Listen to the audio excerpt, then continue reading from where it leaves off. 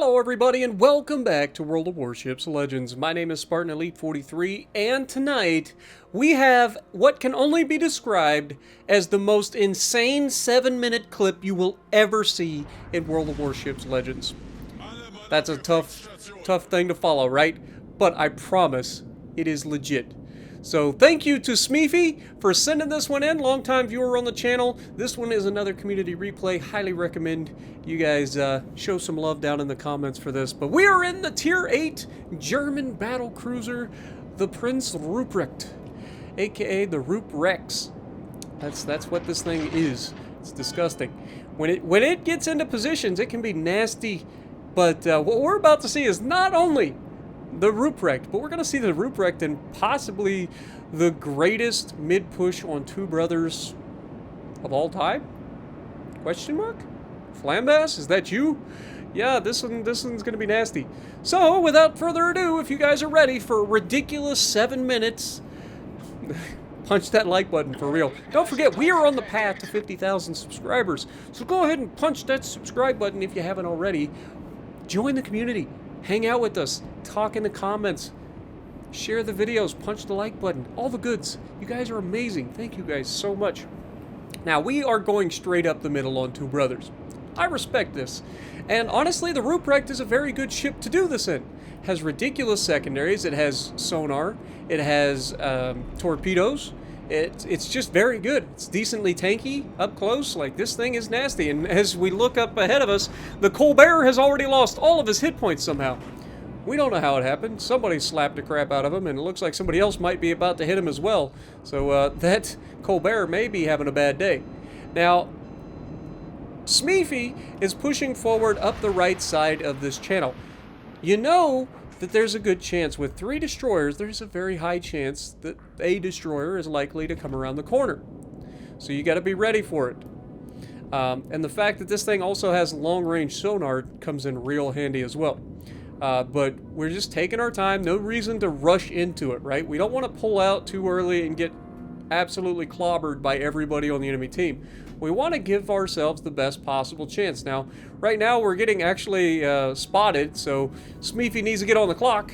There's clearly a destroyer in front of us, because that's the only thing that could possibly be spotting us right now and not be detected back. There is a destroyer right out in front of us. And, oh, never mind, it's not a destroyer, it's a Yamato at point blank, and there's all the damage straight through the bow. That is not ideal.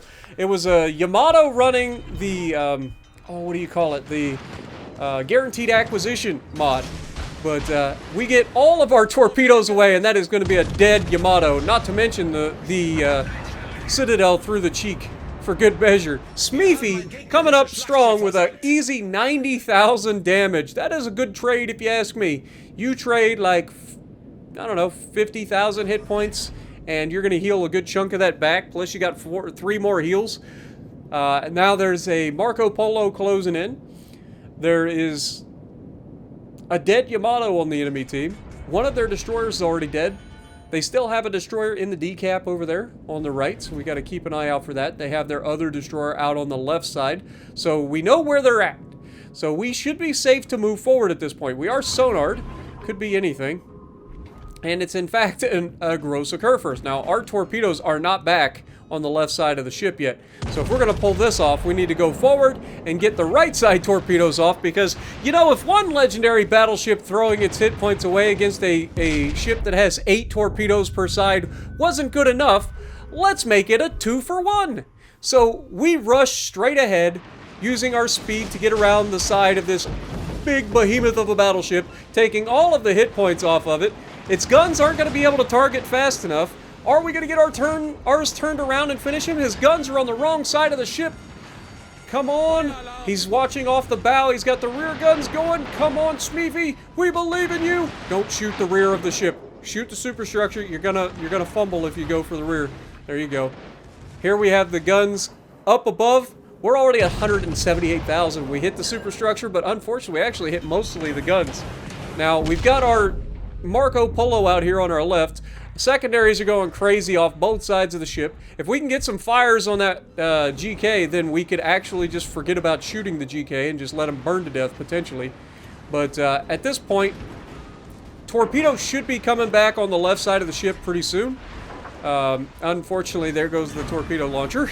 And that was probably one of the ones that was about to come back. But a broadside Marco Polo is a death sentence, especially at this range. I don't care what ship you're in. Oh my God, he lives.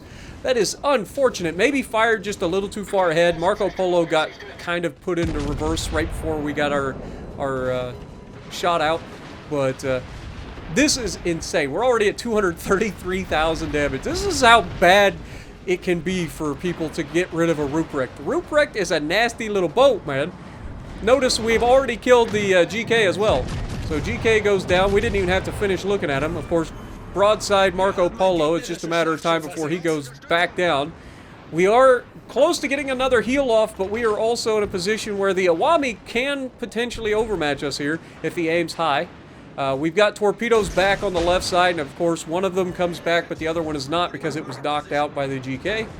But we have our guns ready, and broadside Iwami at this range, we should be able to go through the cheek as we did on the Yama earlier. We should be able to punch him, and we get a Citadel there with the front guns. Rear guns unfortunately didn't, but those torps are looking pretty solid. Surely that Iwami is paying attention, right? He wouldn't just sail straight into those torpedoes, would he? Unfortunately for the Awami, he is absolutely going to sail into those torpedoes, and that goes down another one. And we're up, just like that, we're up to 299,000 damage down. The enemy cruiser is the only thing left. Shima goes down. And now if we can get a shot on this Tulsa, we should be able to take him out with ease. We're over 300,000 damage done, man. This is just ridiculous. Like, this is just World of Warships Legends at its finest. The most ridiculous 7 minutes you've ever seen in your life. And with that, that'll be a dead Tulsa. Picking up the Quacken and 302,000 damage done. Good God.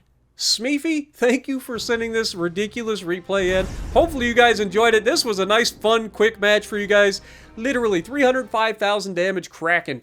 Let me know what you guys think down in the comments below. Make sure you guys show Smeefy some love. And if you like what I'm doing, punch the like button, leave a comment below, subscribe to the channel if you haven't already. And as always, I will see you in the next video.